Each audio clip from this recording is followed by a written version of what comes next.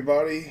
Good morning. It is officially, gotta go live on Facebook. All right, so I'm on Facebook now. It's officially Litecoin giveaway day. So I gave everybody instructions to go to my Facebook channel, and let me get off of that before it goes on infinitely.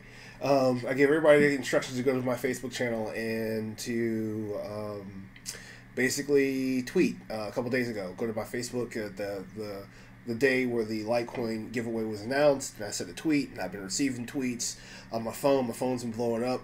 Much love. As a matter of fact, my phone was blowing up so much because of one of you. I decided that I'm going to give away the 30 Litecoin, but I feel like somebody deserves something a little bit extra for their devotion to the blockchain and devotion to the group, Cryptotheists.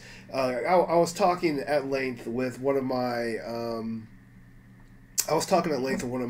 friends, my coworker Eric. Shout out to Eric, who I'm trying to convert into understanding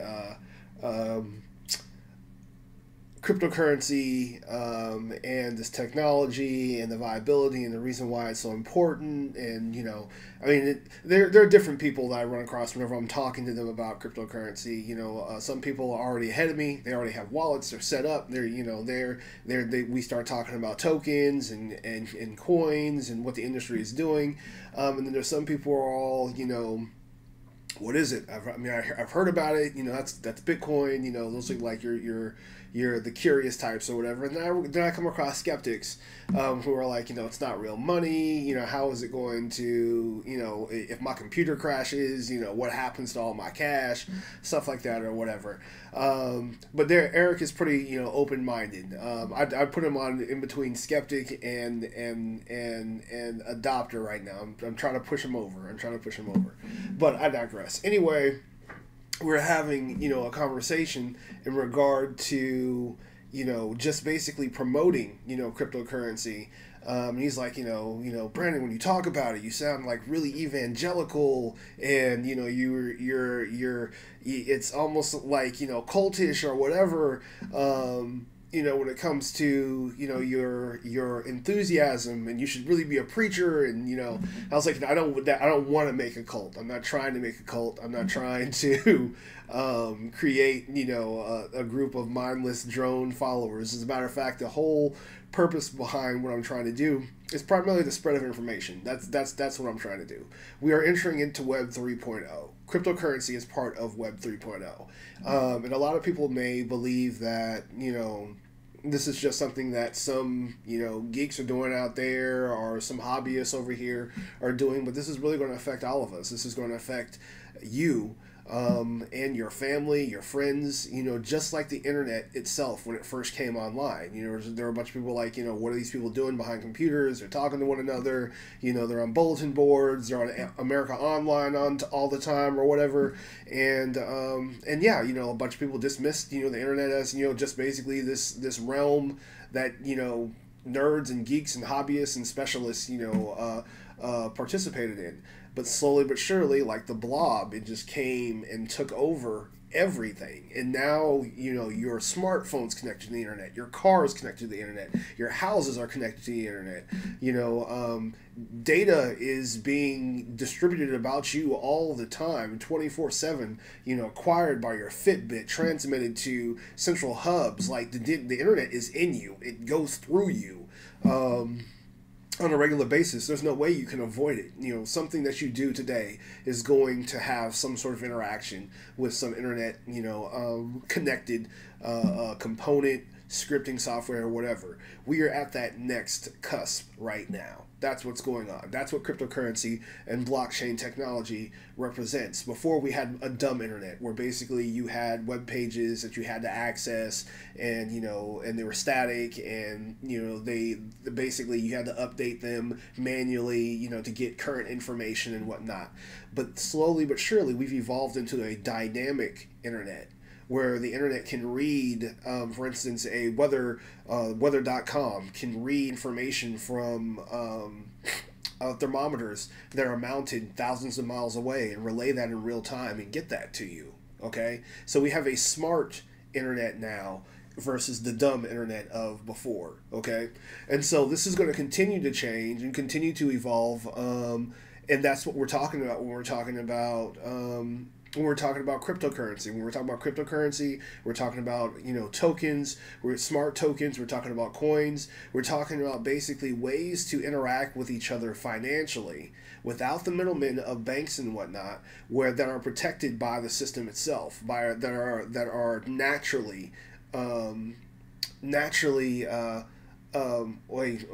in the terms of computers, but naturally evolving, and giving us, you know, a sense of security in that those transactions that are occurring are sound because the actual technology itself is sound. So you may not believe in cryptocurrency, you may not believe in the internet 3.0, but it believes in you and it's coming. And and I was talking to Eric, you know, this morning about automation. Every single time we talk about automation, we think about, like, you know, the robots and Danger Will Robinson and, you know, and the Terminator and, you know, basically just the manufacturing sector, you know, that you know, robots that took over, you know, Detroit. And so that's what we think. That's what we've come to believe. Drones. That's what we've come to believe to be, like, you know, our understanding of automation, or the layman's understanding of automation. But basically, these smart contracts, cryptocurrencies, they are that automation. If I don't need to go to a secretary, or an individual to, you know, update the ledger for my business to identify, you know, who has what, you know, what transactions took place, make sure this person over here signs off on this on this document so it can be forwarded to this individual. If that's built into a currency, that's built into a token, I don't need a secretary anymore. I don't need somebody, you know, basically in my warehouse scanning stuff in. I can have robots do that and update that on the blockchain, just like I get the information, just like the Weather Channel gets the information from a thermometer, okay, or an automated thermometer. So that being said, that's where we are, and, you know, this replacement that's happening is going to take place slowly initially, but then increase exponentially as an arms race, you know, kicks in. There's no need for me to employ, you know, a warehouse full of 50 people where my competitor over here has changed over to this blockchain smart technology, and now they don't need. Now basically their bottom line, you know, isn't as expensive to run because they aren't paying for sick time. They aren't paying for.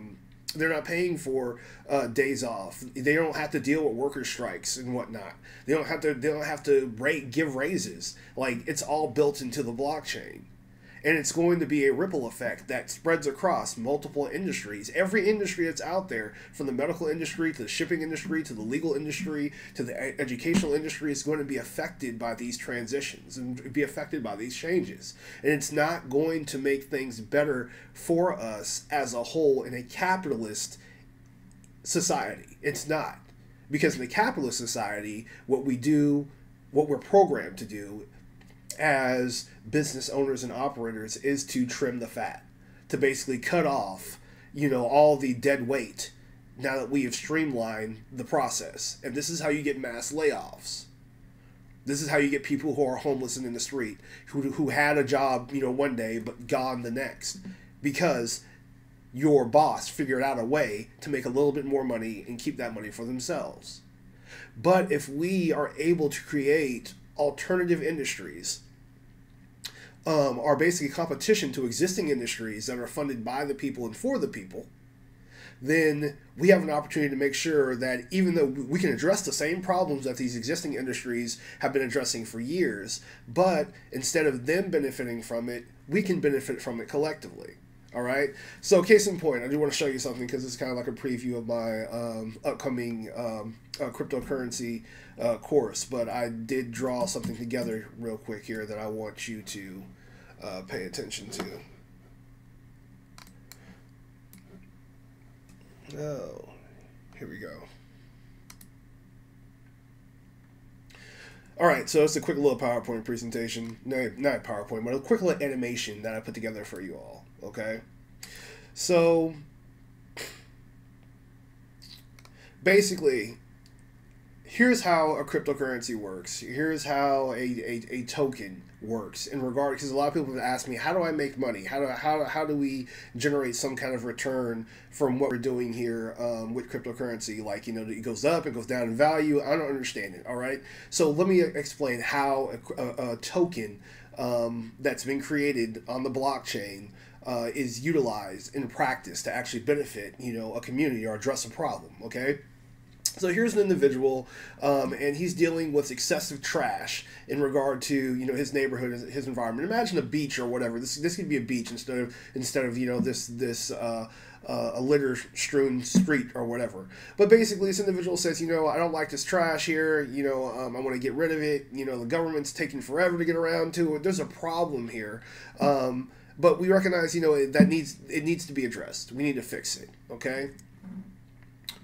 So this individual decides to come up with a token, all right? And so they create basically a cryptocurrency token that is going to be used in the following manner. The individual goes to local businesses and says, hey, I want to work with you all. I'm trying to address this issue of trash, okay? So these... I'm hoping that you can give a discount of like, you know, 15-20% or whatever for this token here, okay? And the businesses agree, like, you know, okay, we'll do that because they believe it's going to drive more revenue, because with this cryptocurrency, fiat currency is going to come behind it. They're giving a discount, so this is a way to onboard, I guess, individuals from the fiat world into the crypto world. Okay, and so now a group of individuals understands that they can receive a discount by and receive these tokens by cleaning up this trash. So basically, we can say we'll give I don't know, 5 tokens or 20 tokens, you know, for, you know, a trash can full or trash bag full or whatever. We have individuals that monitor and weigh, you know, the trash whenever it's brought in or whatever. I mean, we can separate the trash into, you know, recyclables and, you know, and biodegradables. All right.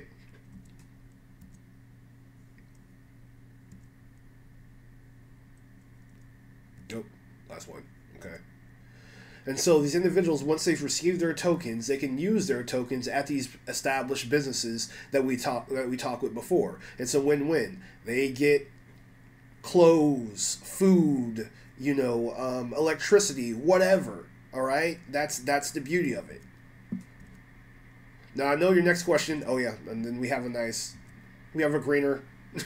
We have a nice green, beautiful park, but that's how one situation can arise. But now I'm sure your question is, you know, so now exactly what's the benefit for the business, you know, in regard to having all the tokens? Well, there's a couple options in regards to what we can do with the business and its ownership of tokens. Now remember all the trash that we recycle. Let's say we take that trash and we take that recycled trash and we decide to create, you know, a business. We create we ship all of our waste off to a factory where that trash can be turned into, you know, sneakers or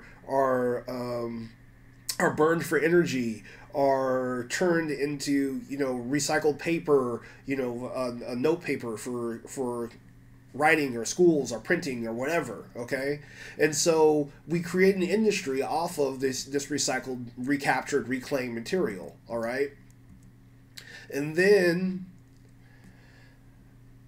through the sale of those goods, we can take a portion of the money that we get from the sale of those goods and give it to the businesses that hold the most tokens. Okay.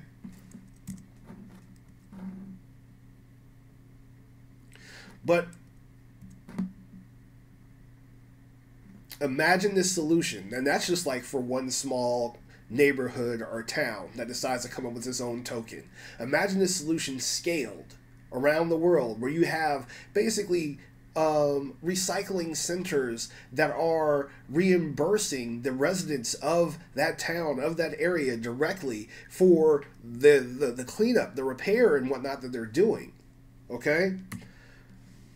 So that's just like one idea. I mean, that's just one concept. That's one idea. And I was talking, with my friend Eric, and we were talking about, possibly, I mean, doing that for cleanup of beaches. I mean, there's a bunch of ways it could be applied. But that's just one application of cryptocurrency and how it can be used to, benefit individuals. Okay, so.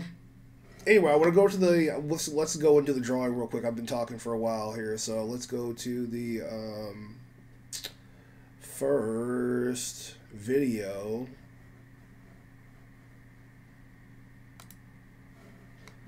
So I can do the drawing.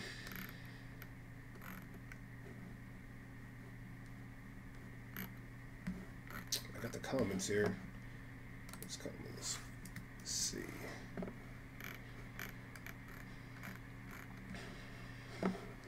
All right, and so let's go to the random YouTube comment picker here.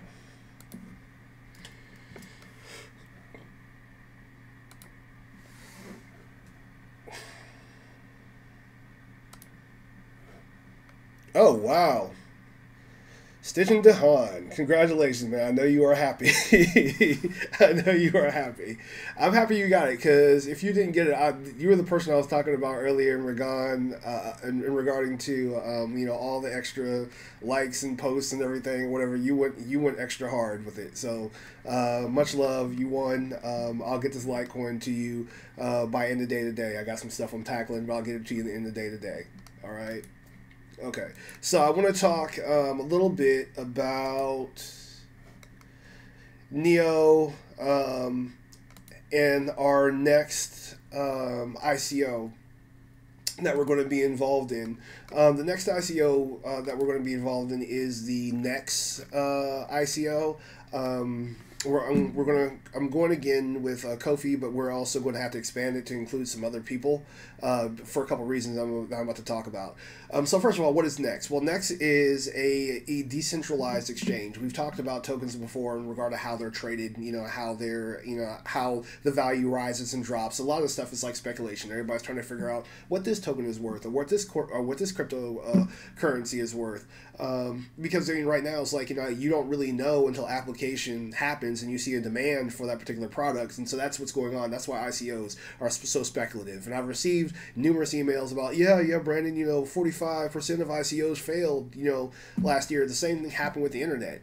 For every Google, there's a pets.com. So how do you establish which ICOs are viable, which projects actually have legs? What you do is basically you look at the background. Who are the individuals who are involved? This is where you respect the tech. You do your research, so you go and figure out who are the individuals that are involved in this particular project, who are the what's their background, what's their experience in regard to this. Look at their LinkedIn, look at the quality of the website. Is the roadmap laid out and clearly defined?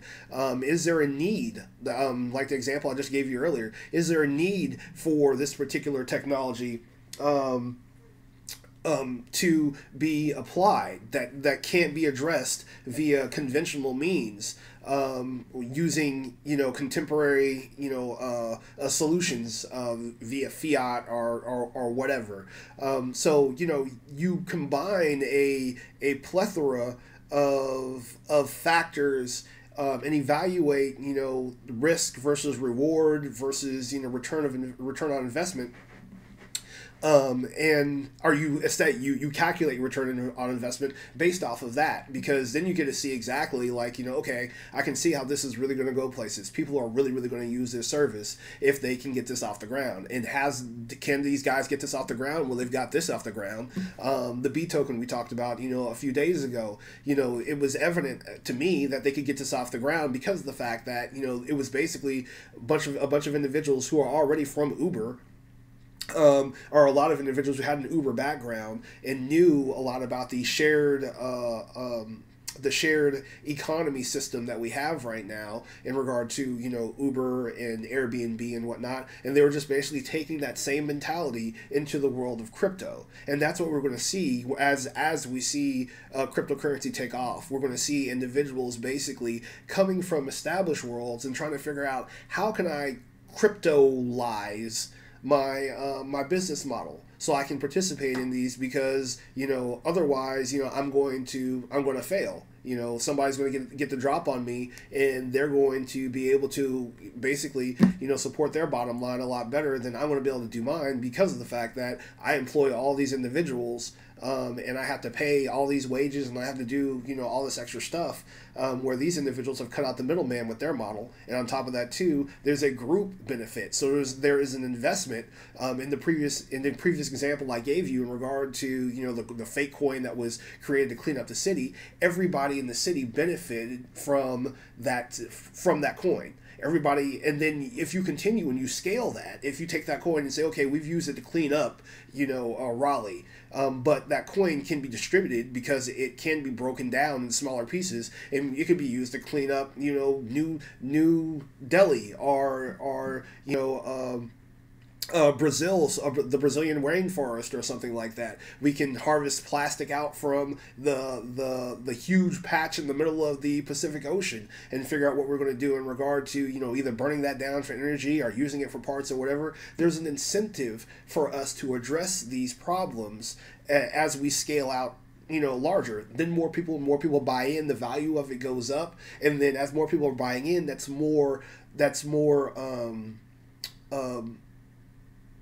money, that's more financing that we can utilize to expand our business model, to tackle these much larger problems that already exist out there. So this is where Web 3.0 is going. This is where cryptocurrency is going.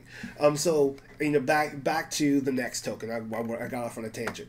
So anyway, so the NEX token is basically, NEX is going to be a cryptocurrency exchange. It's going to be an exchange that doesn't rely on.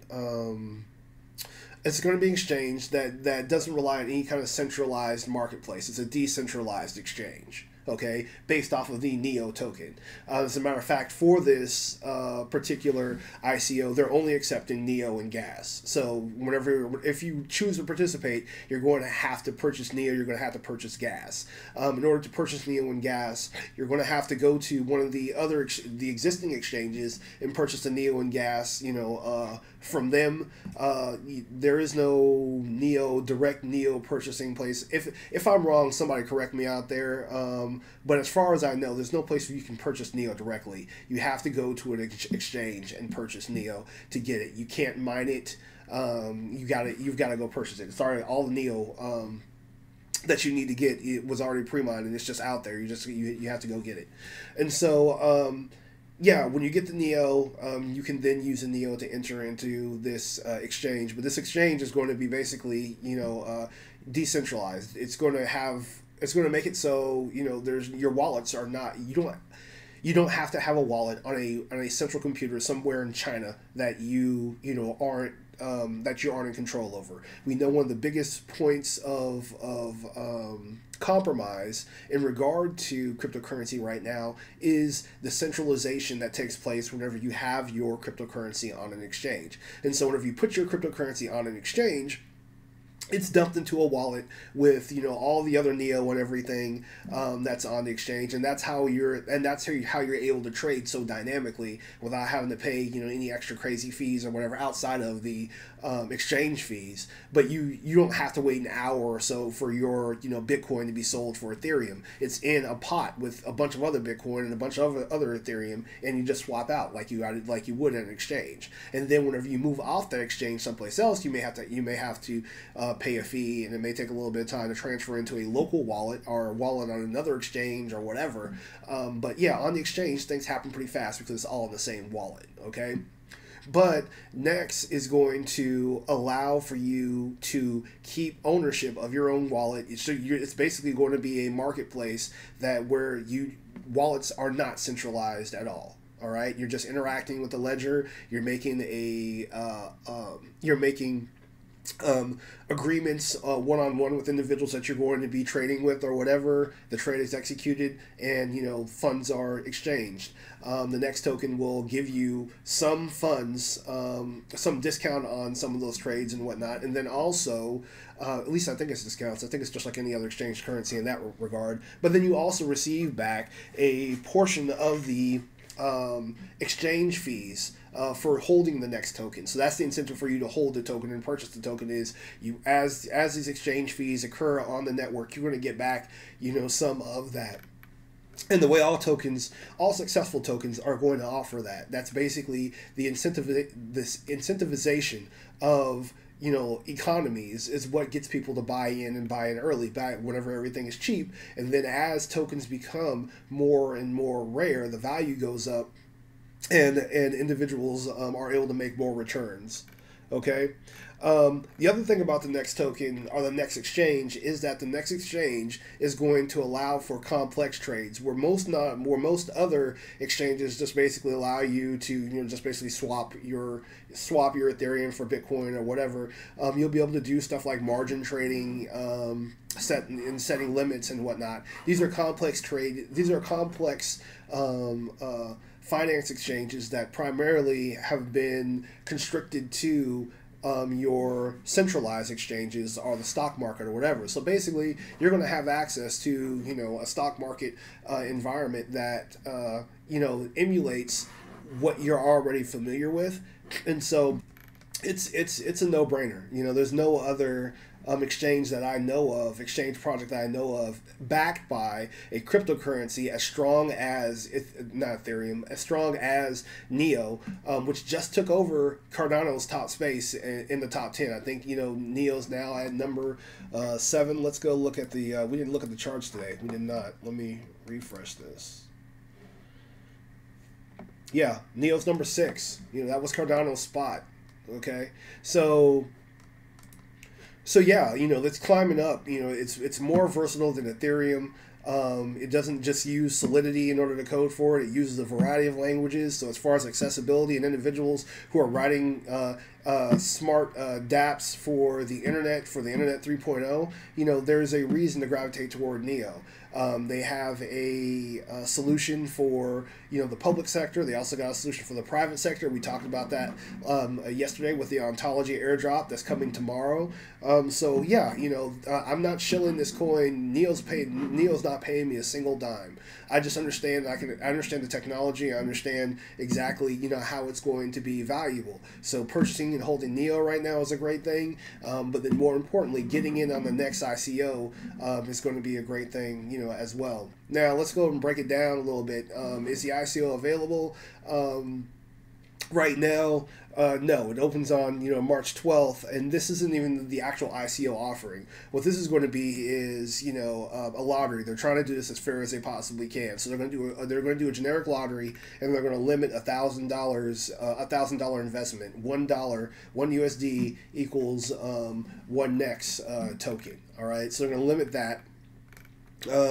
And then 30th, the lottery registration closes. On the 31st, they're going to have 25,000 lottery winners announced, and they're going to do the KYC for those lottery winners. April 7th, KYC stops. April 8th, second round of lottery winners is announced. So you got 2 rounds, and the same thing, KYC again. Okay, and then in April, that's when the real token sale is going to begin. And from what I read, the first round of token sales, they're going to allow people to, just like the lottery winners, everybody's going to be able to contribute $1,000. Okay. For the second round of token sales, everybody's going to be able to contribute $9,000. So, and like I said here, they're going to accept Neo and gas for the token. Okay, so hopefully, like what I'm doing is I'm going to have to expand the network, the same thing we did for the Debitum ICO. I'm doing again, but because, you know, only for every participant, they're limited for the lottery status. They're limited to $1,000. What I want to do is I'm going to try to diversify the network. There's a bunch of individuals, and this is the beautiful thing about crypto. This is part of the vision. Now we're transitioning into the vision part of this show that I was talking about. So this is a beautiful thing about crypto. All right, so we did the Debenham, and let me get off of my soapbox a little bit, get up on my soapbox a little bit. So we did the Debenham ICO, and I'm connecting complete strangers on opposite sides of the world. I got Kofi in Ghana. I got Cameron over here. He's trying to make a little bit of change. He can't get to the ICO situation. I'm hooking him up with Kofi. Kofi, is putting his stuff into the ICO. From behind enemy lines, coming back. Bringing it home so we all can eat. That's what I'm doing. We're networking. We're taking advantage of the situation. We're making a profit, okay? Because Debenham's going to do something later on down the line. Everything goes down fine without a hitch or whatever. Imagine that's what I'm doing now. I'm expanding that model. Because I like the fact that I'm able to help people. And benefit and profit from helping people beat the system, helping people get around the system, because we're talking individuals talk about crypto, in what is it, what if it's a scam, what if it's a hustle or whatever. I keep on telling you, look at your dollar is not worth what it was 10 years ago, 20 years ago, 30, 40, 50 years ago. It's not, and it's going to continue to decline because that's the way the system's set up. There's no injection where suddenly your dollar is going to go back to what it was worth 50 years ago. That's not what's going on. So if anything is a scam, it's what you have in your wallet right now. What's in your wallet? A scam. That's what's in your wallet. And so with that being the case, and also with things that are going on around the world, with the fact that fiat continues to decline in value, but then on top of that too, we have climate change dramatically affecting how things are, causing mass migration, individual instability in governments. What you're seeing happen in Venezuela is the beginning, all right? And it's going to continue to get worse. So until we start galvanizing our communities, until we start depending on ourselves and incentivizing investment in our communities to make things better for all of us, we are slowly eking toward crisis. One thing cannot be stopped. The climate change cannot be stopped. We're not going to refreeze. There's not going to be some magic genie that comes along and refreezes the poles once they're gone or resets weather patterns. It's a wrap. We're facing a catastrophe. It is what it is. Okay? Now, we can just sit here with our heads in the sand and say, well, I got to get out here and get this paper. I got to go out and get these dollars. We can go ahead and we can do that. We can continue on, everything is fine until we, just burn up in our homes, or we're flooded, or a tornado blows us away, like it did in Costa Rica, in Puerto Rico, and Haiti. We can just wait for that to happen.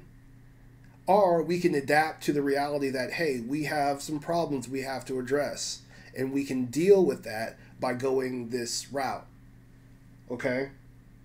So, that being said, that's where we are in regard to, that's why I'm trying to connect. That's why I'm trying to expand. What we're going to have to do is I'm going to have to find more investors in territories outside of the U.S. in order to create a greater network, a greater community for individuals to invest in, so we can continue to promote these projects, promote these things which create a more stable internet, which creates more stable projects, more viable projects and solutions that can be applied to make things better for us as a whole.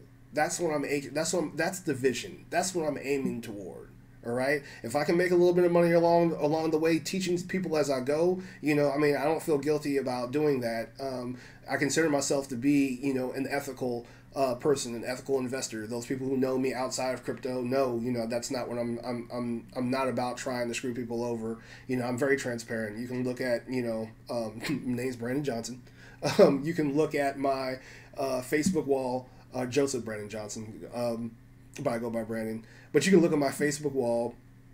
You can look at all the information there, about me, where I work, my children. I'm pretty transparent because in my opinion, transparency is pretty much dead. Given, the only thing that might be private, in certain situations could be your social security number or whatever. But, given enough time and energy, anybody can find that stuff out too. We have people's identities being stolen all the time. As a matter of fact, the blockchain is part of, a solution to that. But I digress. So I try to be straight up because of the fact that I need people to believe in me for what I'm trying to do for everyone. And I'm not trying to proclaim myself to be some kind of savior or whatever. Because I recognize as a pantheist, I'm part of the whole. So if I understand the technology, my responsibility is to educate. That's what I do. I'm an educator. I'm a communications instructor, and I work in video, communicating, and I'm constantly placed in situations where I have to inform and I have to educate people about specific things. This is no different to me. And so I educate people about this technology. It becomes pervasive. It spreads throughout, my area of influence, because I recognize I can't touch everybody. I can only reach the people that I know, the people that we connect to, the people within this group, the people that you share this group with. Those are the only individuals who are going to be able to, gain from my knowledge. But I do have a responsibility, even with that, even with the 300 members that we have, I have a responsibility to try to give you the best information that I possibly can in order to make sure that this solution to some of our problems, isn't dismissed. That you actually take me seriously in regard to what I'm doing. So that's my investment. My integrity is what gives my voice credence and value. And that's what I'm trying to share with you all. I don't know if you guys are commenting or not. I'll check the comments after we're done here. But I don't want anybody feeling like they're ignored. I'm just busy trying to zone out and get through this, so we can finish this. But that's what we're going to do. I'm basically expanding the opportunity to other individuals in countries that are developed, countries that can benefit from these problems, or these solutions to these problems. And I'm giving the brokers, they're getting 15% of the investment for transparency. I'm getting 5 for facilitating these investment opportunities. I'm not selling any of these tokens, so I'm not a financial advisor. The only thing I can do is say, hey, here's what I'm trying to do, and if you have faith, if you want to trust me, like Camera just did, and Kofi just did, because there's trust going both ways. I'm willing to be that middleman. I'm willing to educate you. I'm willing to help you get into these opportunities and introduce you to these individuals and find the best way, the best strategy to approach it, so we all can benefit, so we all can eat, and we can all have a better world through the sound investment decisions that we're making. So that's where we are. I know this is running a little bit long, but I want to make sure I talked about everything. So, yeah, I'd like for you to, subscribe, continue to spread love about this channel, continue to spread love to, about crypto to others, because that's our responsibility at this time of the game. Like, there's not a lot of time for adaptation. Whenever things go to shit, if Trump decides to start World War III, or we suddenly get mass migration because a string of typhoons has hit India, and that destabilizes that part of the world beyond repair. That's not going to be the time to try to figure out what Litecoin is. How can I protect my assets so I can move across the country and not have to worry about the banks being open or closed over there or whatever. I mean, is there a Mad Max style apocalyptic future on the horizon? No, but we got significant changes that are coming, that this technology can help us to at least begin to address before that wall hits. I have children that I'm concerned for. I have 2 daughters and 2 sons, And yeah, my sons already see, where the world is heading and what's going on, and just, the ambivalence that individuals have, as if, everything is normal. This is fine. Ocean temperatures rising. This is fine. Everything becoming, water becoming that much more acidic. Fish can't exist. Deforestation, potable water becoming in short supply, droughts, extreme weather. This is okay. This is fine, right? And so, those among us who know what the issues are recognize that, something has to change, something has to give. I don't buy into the end of days scenario. I buy into the belief that, we have a way, out of this, or at least to stave things off, to make sure that things are better for, all of us here on this planet. And that's why, I'm evangelical, because in order for you to respect the tech, in order for you to talk about the tech, you gotta believe in it. And you got to believe in it, meaning that you have to use it. You have to be willing to go and invest in opportunities. You got to be willing to go and pay people in crypto. You got to be willing to offer services and be paid in crypto in return. You just got to. You got to believe. Okay? All right, so thank you all for watching. Much love. And yeah. Respect the tech.